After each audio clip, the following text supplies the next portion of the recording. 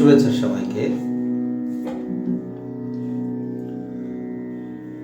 আজকে চর্চা করছি আরেকটি পাল্টা। গতদিনে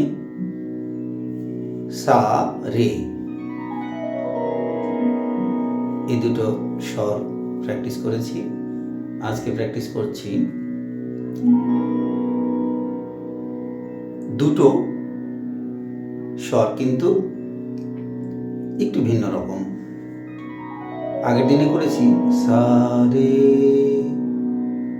রে সা, আজকে সা রে সা।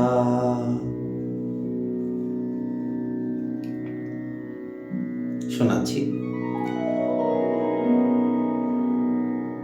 সা রে সা, সা রে গা রে সা, সা রে গা মা গা রে সা, সা রে গা মা গা রে সা, সা রে গা মা পা মা গা রে সা।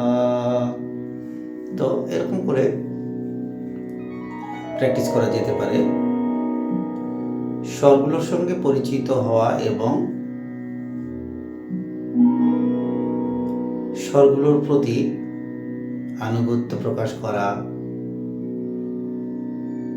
তাকে চেনার চেষ্টা করা, এভাবে স্বর চর্চা করা যেতে পারে।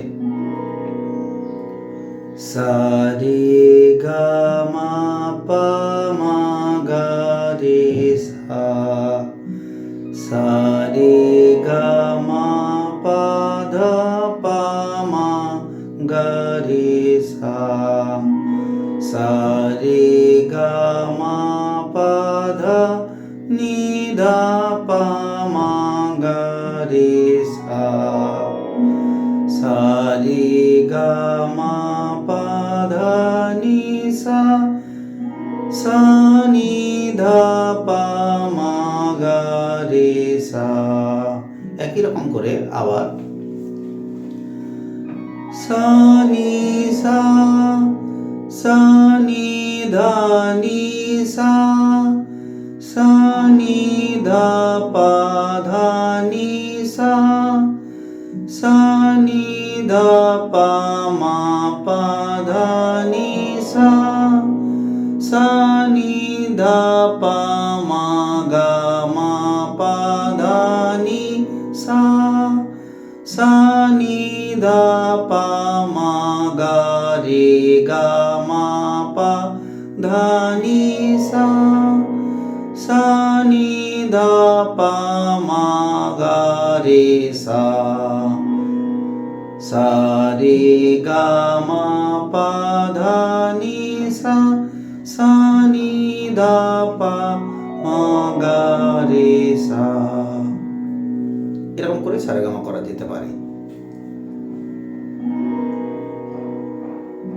আজকেই শুরু করেছি, এভাবে শুদ্ধ স্বর কিছুদিন প্র্যাকটিস করব। সঙ্গীত যে কোনো বয়সেই শুরু করা যেতে পারে।